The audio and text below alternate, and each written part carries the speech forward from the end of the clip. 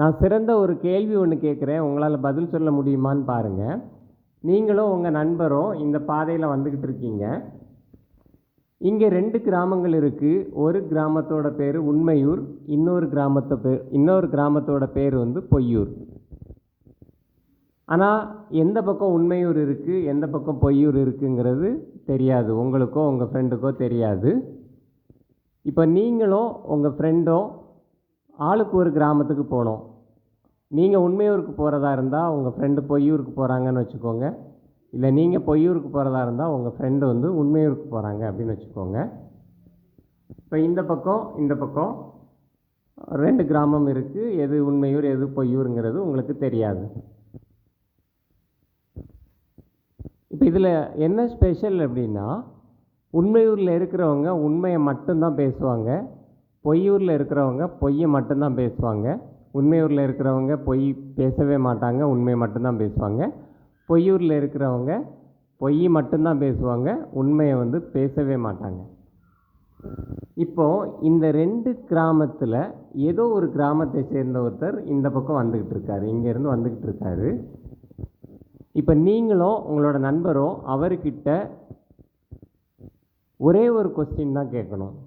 இல்லை நீங்கள் கேட்கலாம், இல்லைன்னா உங்கள் ஃப்ரெண்டு கேட்கலாம். ஏன்னா அவங்க ஒரு கொஸ்டினுக்கு தான் ஆன்சர் பண்ணுவாங்க. ஒரே ஒரு கொஸ்டின் தான் கேட்கணும் அவர்கிட்ட. அந்த ஒரு கொஸ்டினில் நீங்கள் வந்து உண்மையூர் எங்கே இருக்குது, பொய்யூர் எங்கே இருக்குங்கிறத கண்டுபிடிக்கணும்.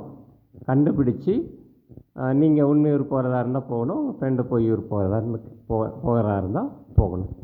ஸோ இப்போ ஒரு கொஸ்டின் தான் கேட்கணும். எந்த கொஸ்டின் கேட்டிங்கன்னா நீங்கள் வந்து உண்மையூர் எங்கே இருக்குது, பொய்யூர் எங்கே இருக்குங்கிறத கண்டுபிடிக்க முடியும். நீங்கள் இந்த வீடியோவை பாஸ் பண்ணி ஒரு நிமிஷம் 2 நிமிஷம் பாஸ் பண்ணி வச்சுட்டு யோசிங்க. உங்களுக்கான ஆன்சர் வந்து தெரியும். அதாவது ஆன்சர் என்ன அப்படின்னா, அவர்கிட்ட நீங்கள் கேட்க வேண்டிய கொஸ்டின் வந்து உங்களோட வீடு எங்கே இருக்குது அப்படின்னு கேட்டிங்கன்னா போதும். இப்போது சப்போஸ் அவர் வர்றவர் வந்து உண்மையூர்காரங்களாக இருந்தால் உங்களோட வீடு எங்கே இருக்குதுன்னு கேட்டிங்கன்னா உண்மையூருக்கான வழியை காமிப்பார்.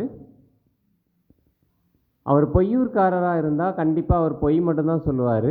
அதனால் அவரும் உண்மையூருக்கான வழியை தான் காமிப்பார்.